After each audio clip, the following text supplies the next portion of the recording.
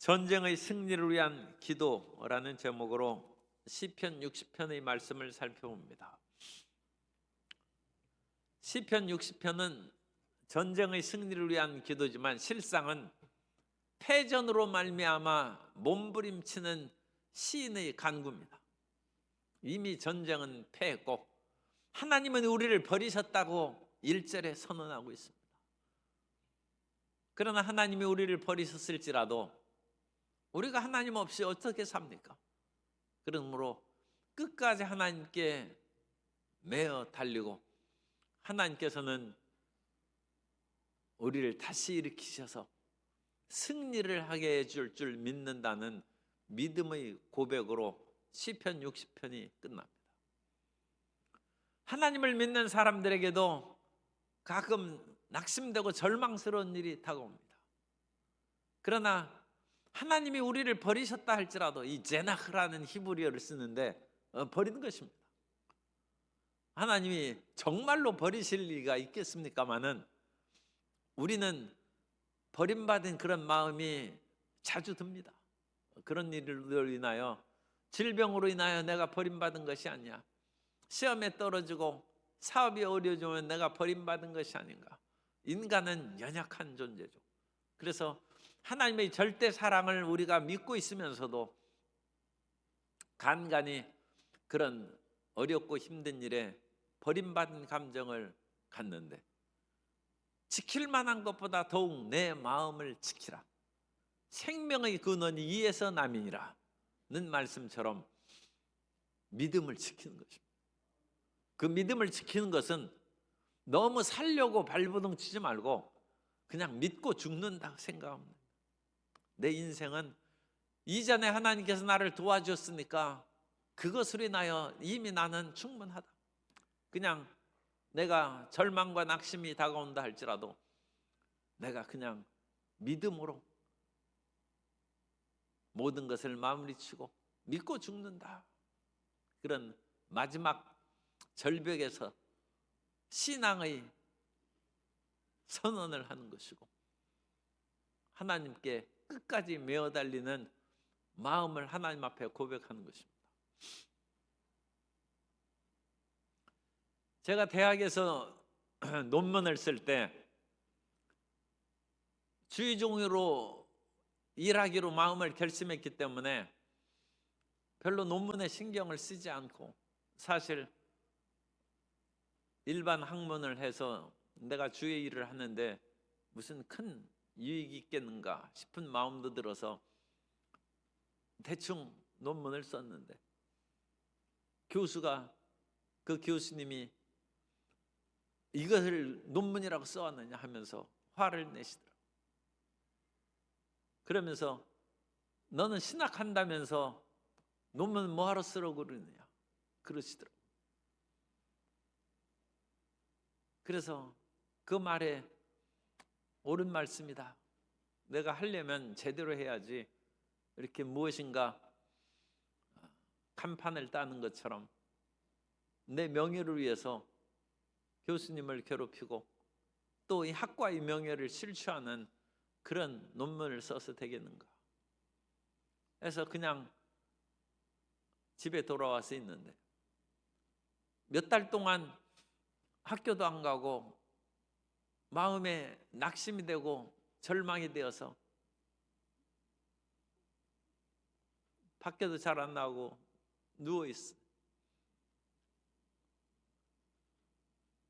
그러면서 내가 그래도 이와 같이 이 나라에서 인정받는 대학에서 내가 비참하게 이와 같이 학교 다니는 것을 끝내야 되는가, 그런 생각이 들고, 또 내가 주의 일을 행하는데 이런 세상 학문이 나에게 무슨 유익이 있다고 내가 그 명예를 붙잡으려고 몸부림치고 이것으로 인하여 이와 같이 낙심하고 절망하는가.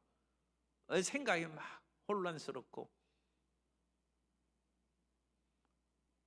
그런데 마음이 낙심되고 절망된 것은 사실이에요. 우수한 성적으로 대학원에 들어가 가지고 전액 장학금을 받고 매달 학비 교재비로 쓰라고 장학금을 받으면서 학교를 다녔는데 마지막 그런 단계에서 사람들이 비웃음을 받고 학교를 끝내야 되는가?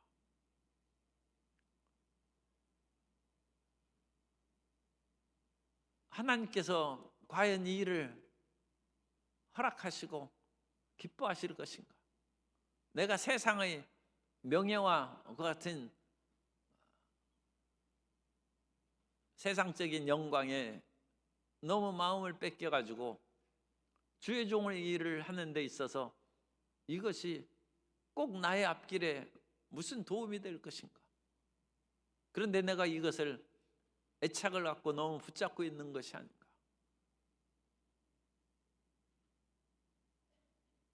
그런데 그 마음 가운데 한 가지 나오는 것은, 하나님, 내가 이것을 그만두고 내 마음은 이미 확정되고 확정되었은즉 세상의 아무리 나를 유혹한다 할지라도 신학을 하고 주의종으로 나아가는 길은 변함이 없은즉 이 마무리를 하나님께서 잘 해주시면 그것이 오히려 주님께 영광이 되지 않겠습니까?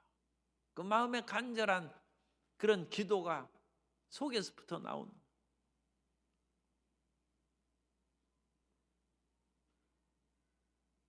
그 마음속에 간절한 기도를 하면서 그와 같이 몇 달을 낙심 가운데 있는데 갑자기 연락이 왔어요. 요새 뭐 하고 있느냐? 그래서 그 지도 교수님이 몇 달 동안 학교도 오지 않고 나오지 않으니까 이 논문을 퇴짜시킨 교수님이 그러지 말고 논문 다시 쓰라.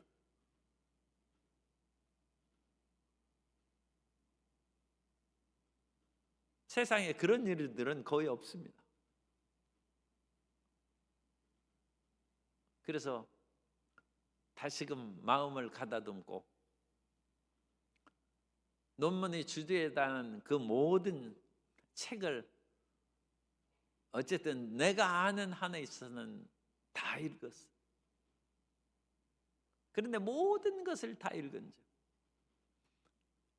누에가 잠을 자고 뽕잎을 먹고 또 잠을 자고 뽕잎을 먹고, 그러면 성숙한 누에가 되면 어느 날 그 누에 입에서 비단실이 줄줄줄 나온, 그래가지고 그 비단실로 누에 고치를 만드는 것이죠.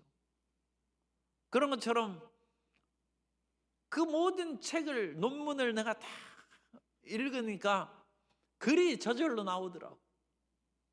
그래가지고 그 글을 가지고 줄줄줄 나오는 거예요.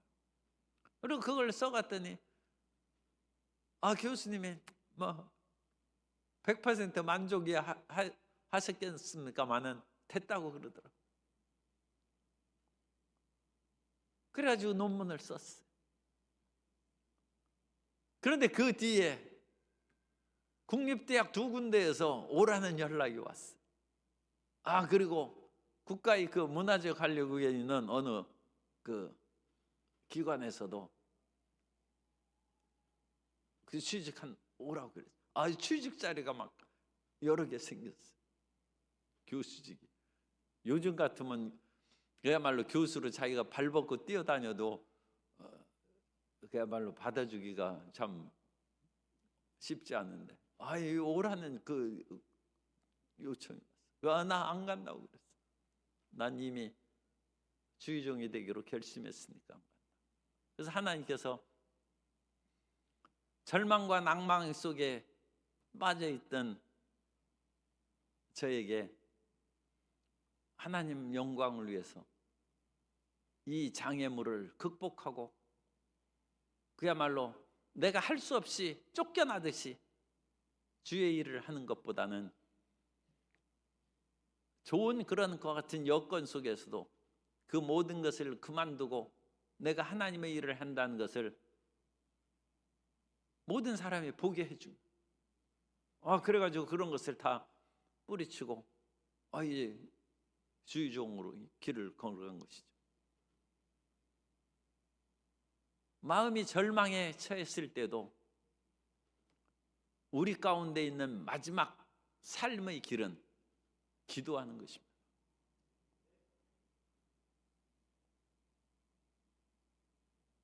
사람이 낙심하고 그러면 기도도 잘 안 나오죠. 그러나 우리는 기도는 호흡이라고 그러는데 우리 호흡을 해야 몸이 살죠. 기도는 영적 호흡이니까 기도를 해야 우리 영이 살아나는 것이죠. 사람이 숨을 멈추면 죽는 것처럼 기도를 안 하면 우리의 영적인 것이 죽어버릴 수 있는 것입니다. 그럼 우리는 내가 호흡하고 있는 한, 내가 숨 쉬는 한, 내 심장이 박동을 계속하고 있는 한 우리는 어떤 절망과 낙심의 상황이 다가온다 할지라도 기도해야 됩니다. 그것이 예수 믿는 사람들의 마지막 보루일 뿐만 아니라 예수 믿는 사람들이 믿음의 책임. 예수 믿는 사람은 죽을 때까지 기도해야 되고 죽을 때까지 절망하지 말아야 됩니다. 하나님께서 그 기도를 통하여 우리에게 어떤 일을 행하실지 우리는 알지 못한 것입니다. 1절에 보면 하나님이여 주께서 우리를 버려 흩으셨고 전쟁에서 패했어요. 그래서 하나님께서 우리를 버리셨다고 했습니다. 그러나 12절에 보면 우리가 하나님을 의지하고 용감하게 행하리니 그는 우리의 대적을 밟으실 이심이로다. 그러나 이 모든 마지막 숨까지 힘을 몰아서 하나님은 우리의 대적을 밟으실 이심이기 때문에 지금 우리가 패해서 낙심하고 좌절해 있다 할지라도 우리는 낙심하지 말고 더 하나님께 매달리고 전진해야 된다는 것을 시편 60편에서 말씀하고 있습니다. 어떠한 절망이 다가온다 할지라도 기도하기를 멈추지 않고 하나님에 대한 선하심을 끝까지 의지하는 성도 여러분 되시기를 예수님의 이름으로 축원합니다.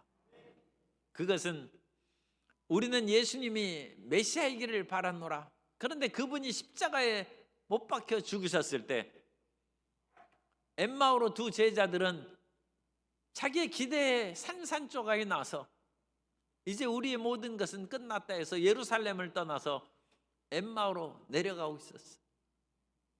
그 두 제자들에게 예수님이 나타나셔서 하나님의 말씀을 그들에게 다시금 가르친, 그러면서 성경에 기록된 대로 그리스도가 죽었다가 다시 살아나실 것이 아니냐, 그 말씀을 그들에게 가르치셨고 나중에 그 두 제자들이 예수님인 줄 알고 깨달았을 때 예수님이 호련히 살아주셨는데 이 제자들이 얘기합니다. 그 말씀을 들을 때 우리 마음이 뜨겁지 아니하다. 우리의 절망과 낙심이 있어도 하나님의 말씀을 부여잡고 끝까지 기도해 나가면 우리는 죽어도 다시 살 것이요 없는 것이 있는 것처럼 이루어지는 하나님의 기적을 체험하게 될 줄로 믿습니다. 그것이 기독교 신앙의 위대함입니다. 사람들은 사람이 죽으면 그뿐이라고 하고 그것은 인간의 절망의 마지막 단계. 이 사람이 죽었는데 더 이상 어찌하겠어요. 그러나 우리 예수님 믿는 사람은 죽은 자를 살리시고 없는 것을 있는 것 같이 부르시는 하나님을 믿는 것입니다. 그 끈질긴 믿음으로 세상에서 다가오는 온갖 낙심과 절망을 극복하고, 질병이 문제겠습니까? 사업이 문제겠습니까?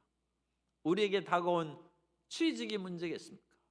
어떤 상황에서도 끝까지 하나님 앞에 나아가고, 내가 이대로 기도하다가 시도 기도하다가 돌이 되어도 내가 부르다가 죽을 일이며 그러는데 우리는 그런 허망한 것이 아니라 우리는 죽어도 다시 살 것인, 우리는 죽을지라도 믿음으로 기도하다가 죽으면 부활의 은혜가, 영생의 복이 임하게 될 줄로 믿습니다.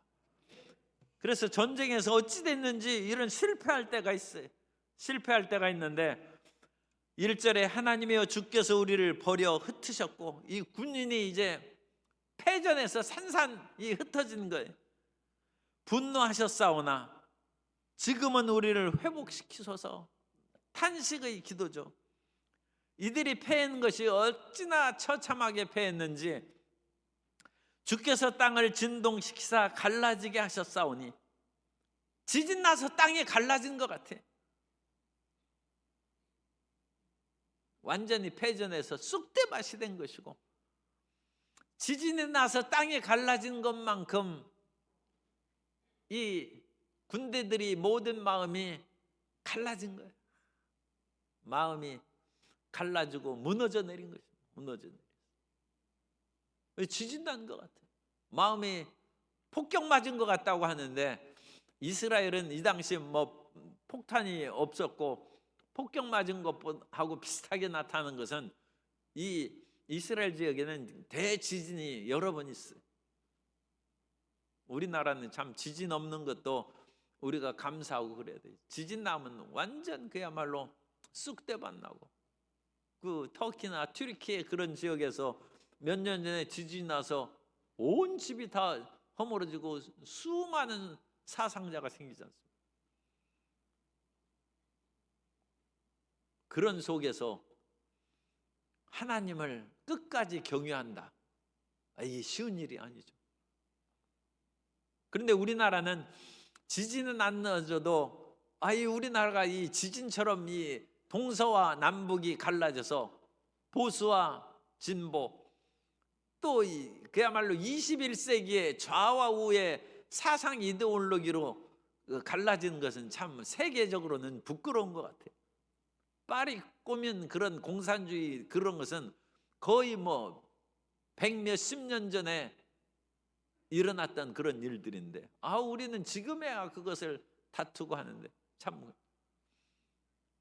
그런데 이게 부끄러운 일이 아닌 것은 지진 대신에 우리 마음이 그것으로 갈라지는 거예요. 갈라지고 무너진 그 터위에 하나님께서 우리를 화합과 통합의 위대한 역사로 다시 일으켜 세우실 줄로 믿습니다.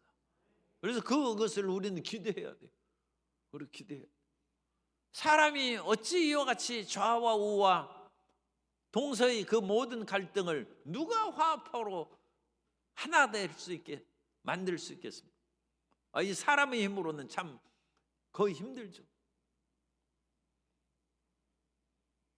이전에 대통령이나 그런 지도자들 가운데는 그래도 그와 같은 일을 꿈꾸고 실천한 분들이 그래도 몇 분이 한두 분이 있고, 그러니까 그분들은 정말 훌륭한 분들.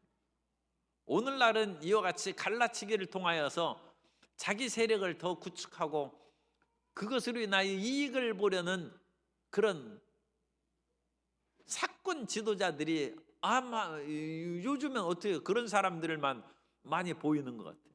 참 그것은 국가적으로는 불행한 것이죠.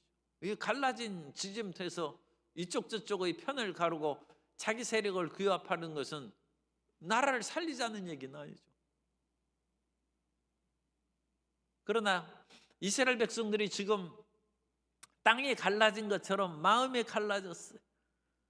주께서 땅을 진동시키며 갈라지게 하셨사오니, 땅이 갈라진 것이 문제가 아니라 지금 내분이 일어나고 마음이 갈라졌다는 거죠. 그래서 그 기도입니다. 그 틈을 기우소서. 그 틈을 메워달라는 거죠. 우리 기도 제목이 생기는 거죠. 하나님, 지금 헌법재판소에서도 이 나라가 갈라진 팀이 있는데 누구 편이들 그러지 말고 이 갈라진 팀을 메우서 하나가 되게 주옵소서. 우리가 그것을 부르짖어 기도해야 됩니다. 그 틈을 기우소서.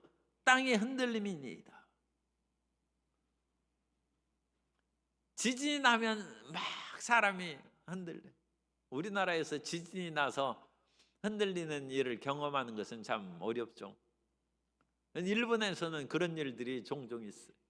그리고 일본에서 그 후쿠시마 원전이 파괴된 그 대지진이 일어났을 때 제가 그 교회 사무실에 있었는데 설교를 준비하고 있는데 지진이 항상 자주 일어나니까 대수롭게 여기지 않냐고, 또 지진에 대한 그런 트라우마가 우리나라 사람들은 별로 없습니다. 없기 때문에 지진이 나도 대피 요령대로 책상 밑에 숨어야 되는데 책상 밑에 안 숨고 그냥 하는데 이 지진이 끝나지를 않는 거예요.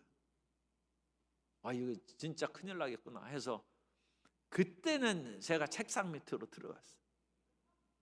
책상 밑에 들어갔는데도 계속 흔들리는 거예요. 나중에 지진이 멈춰서 보니까 제 방에 있는 책꽂이들이 벽에 붙어 있는 책장이에요. 그냥 세워놓은 책장이 아니라 벽에 북박이로 있는 책장인데 그 북박이로 있는 책장 속에 있는 것들이 다 쏟아졌더라고요. 그러니까 이 책장이 흔들거리면 책장이 이렇게 떨어져 있으면 그냥 넘어지지 않습니까? 그런데 벽에 붙어 있어요. 그러니까 벽이 기운 거예요. 벽이 조금만 더 했으면 이제 무너지는 거예요. 무너지면 이제 어쨌든 설교 준비하다 죽었으니까 순교로 봐줘야죠. 죽는 거예요. 그런데 이 책장에 책들이, 그리고 거기에 있는 TV까지 다 쏟아졌더라. 그러니까 벽이 기울었다는 건 건물이 이렇게 기울었다. 참 위험한. 그래서 그때 조금 제가 이제 책장 밑에 숨기 전에 나가려고, 지진 날 때는 나가면 안 돼요. 숨어 있어요. 그런데 일단 몸을 움직였더니 막 비틀거려. 그래가지고 책상 속에 밑으로 숨어든.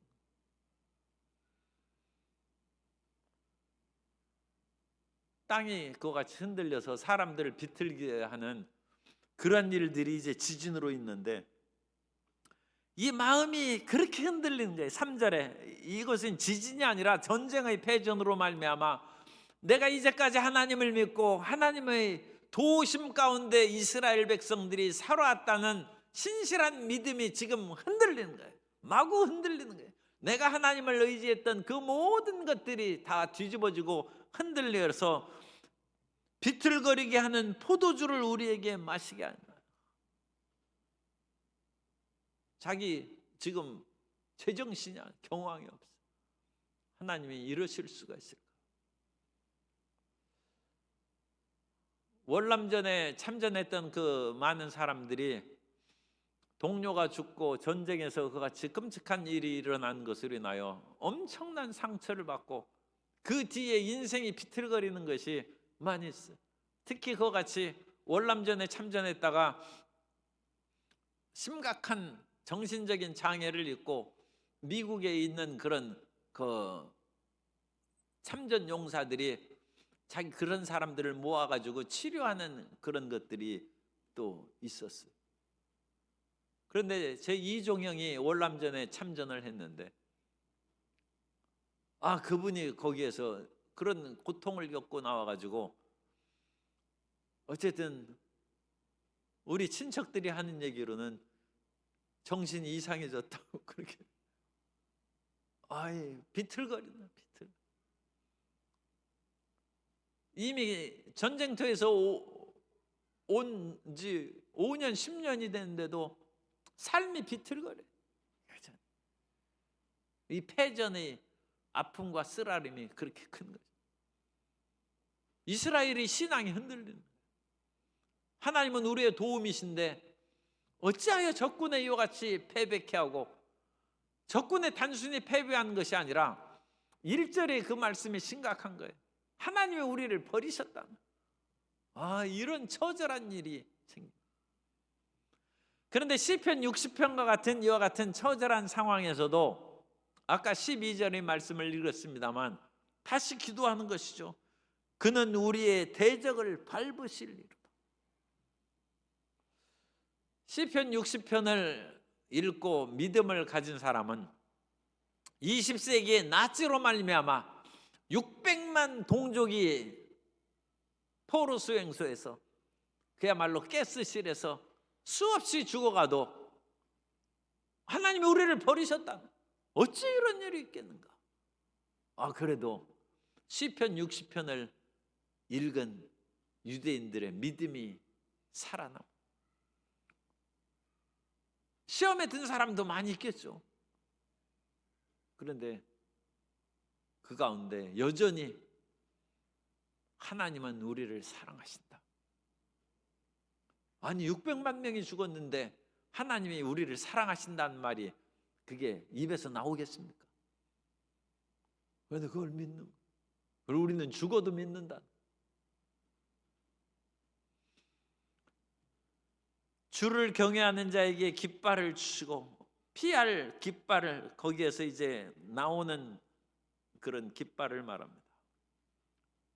진리를 위하여 달게 하시고 5절에 주께서 사랑하시는 자를 건지시기 위하여 주의 오른손으로 구원하시고 응답하소서.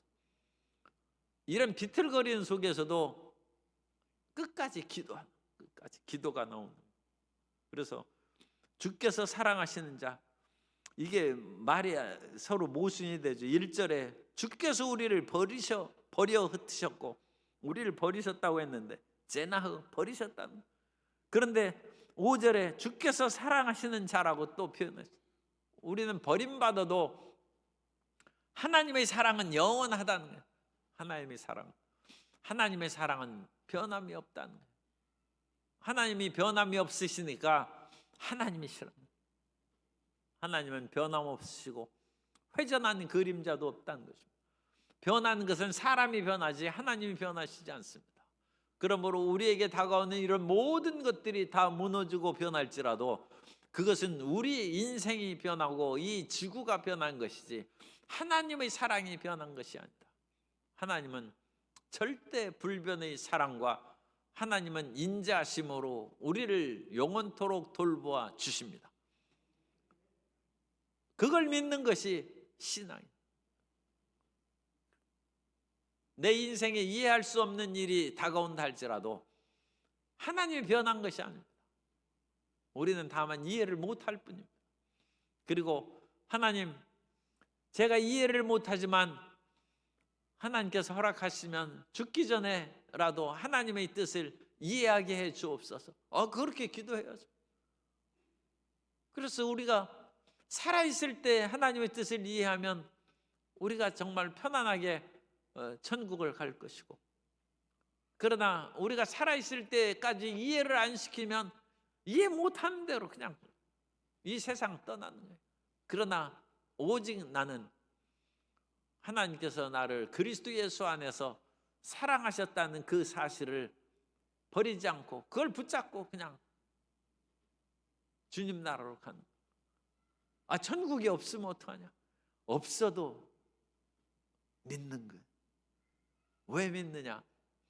예수님께서 십자가에 흘린 보혈로 우리 죄를 사하시고 우리에게 평안함을 주시고 병을 고쳐주시고 그리스도 예수의 사랑으로 말미암아 우리의 앞길을 열어주신 그 이전의 모든 증거들로 인하여 우리는 그 이후에 우리 삶이 디딜 그런 돌이 없고 허공을 간다 할지라도 우리는 그 믿음으로 허공을 딛고 갑니다.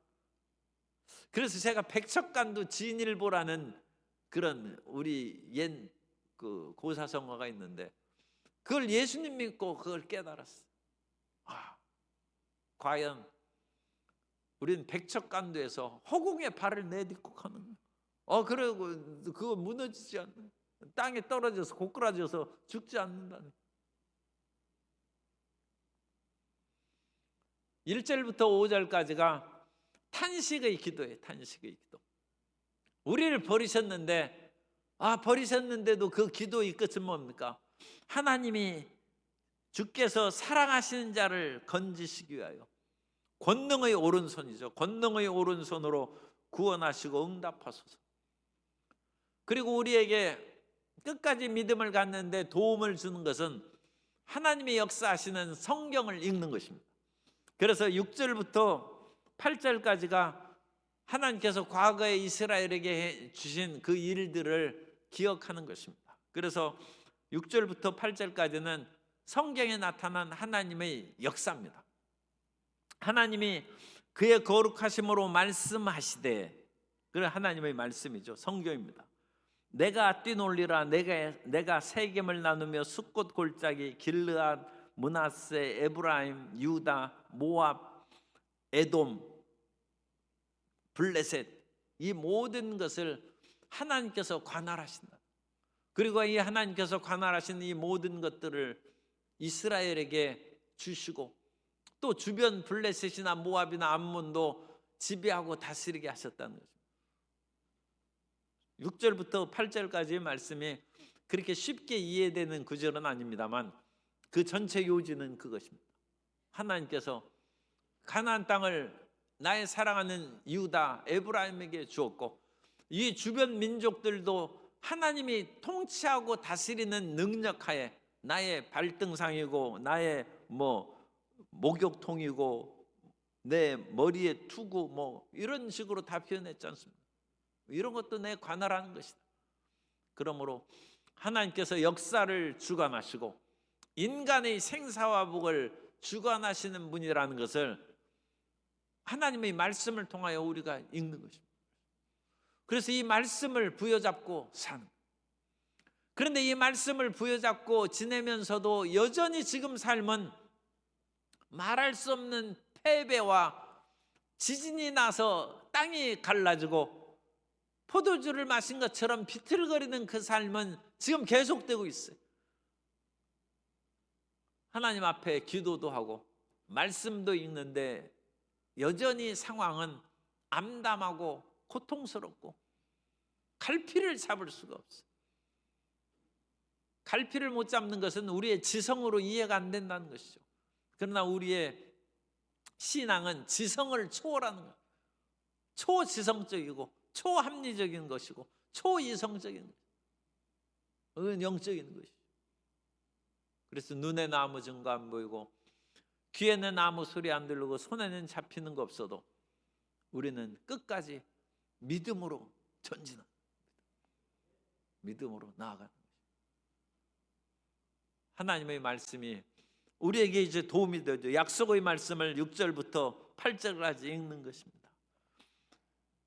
그런데도 불구하고 하나님께서 나로 적군을 패배시켜서 견고한 9절입니다. 나를 이끌어 견고한 성에 들이며 누가 나를 에돔에 인도할까?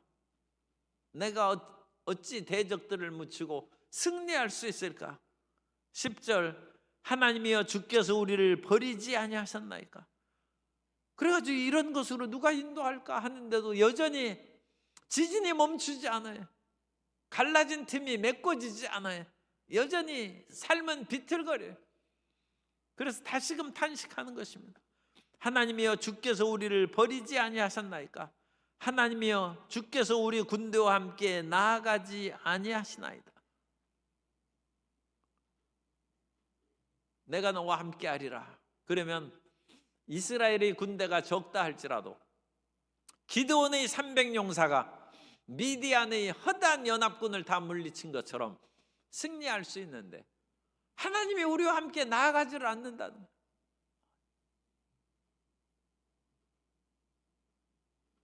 사면 초가에 쌓인 항우가 온갖 그런 적군들이 자기 초나라 군사들이 다 도망가 가지고 한 나라의 투항에서 한 나라 진영에서 초나라 노래를 부르니 내가 이제 완전히 패배했구나. 그래서 자기가 탄 말이 앞으로를 나가지 않는다는 거예요. 앞으로 나가지 않는다. 그래서 항우가 결국 죽고 맙니다만 항우 장사가 시편을 알았더라면 훗날을 도모하고 재기할 수 있었을 텐데 이것이 천하의 명장 항우와 이스라엘의 영웅 다윗의 차이. 항우는 말이나 앞으로 나가지 않아요. 자기 군대들은 다 도망가고, 이건 물론 계책에 의해서 뭐 일부는 도망갔겠습니다만 많은 군사가 아직 남아 있는데 그거에 속아 넘어가는 거예요. 정말로 이거 다 도망갔구나, 그런 생각이 항우에게 들도록 만드는 것입니다. 그러나 그것은 자기의 지혜와 자기의 능력만을 믿던 항우 장사, 그것은 실패합니다.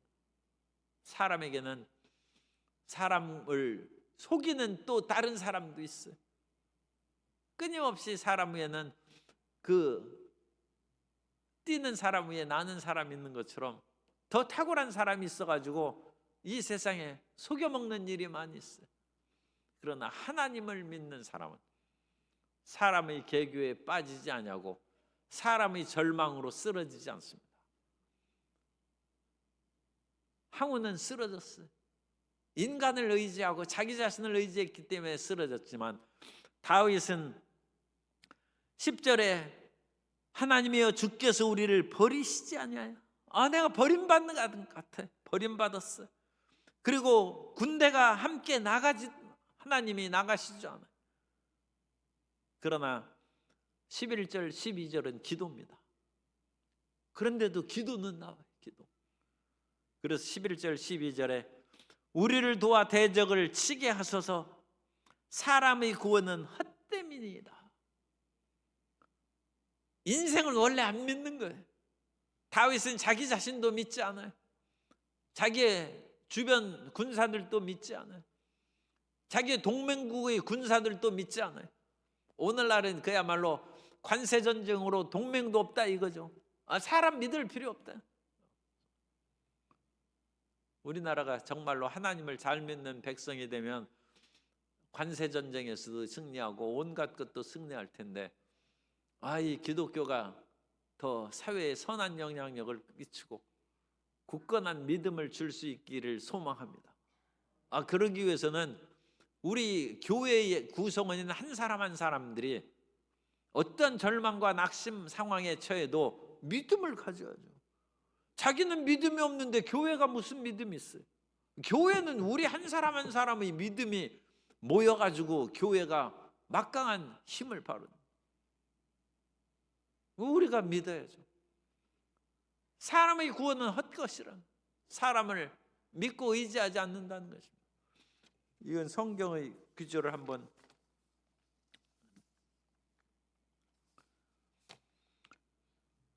다니엘서 2장 34절, 다니엘서 2장 34절에 보면 또 왕이 보신즉 손대지 아니한 돌이 나와서 신상의 쇠와 진흙의 발을 쳐서 부서뜨리매 그때 쇠와 진흙과 놋과 은과 금이 다 부서져 여름 타작마당의 겨같이 되어 바람에 불려 간 곳이 없었고 우상을 친 돌은 태산을 이루어 온 세계에 가득하였나이다. 여기에서 손대지 아니한 돌, 하나님이 하신다는 뜻입니다. 사람의 손을 대가지고 사람이 돌멩이로 느부갓네살이 만든 신상을 깨뜨려 버릴 수 있겠어요? 인생의 마지막 보루는 사람에게 있지 아니하고 하나님께 있습니다. 하나님의 손대지 않는 돌이 우상의 이 느부갓네살의 신상을 깨뜨려 버려요.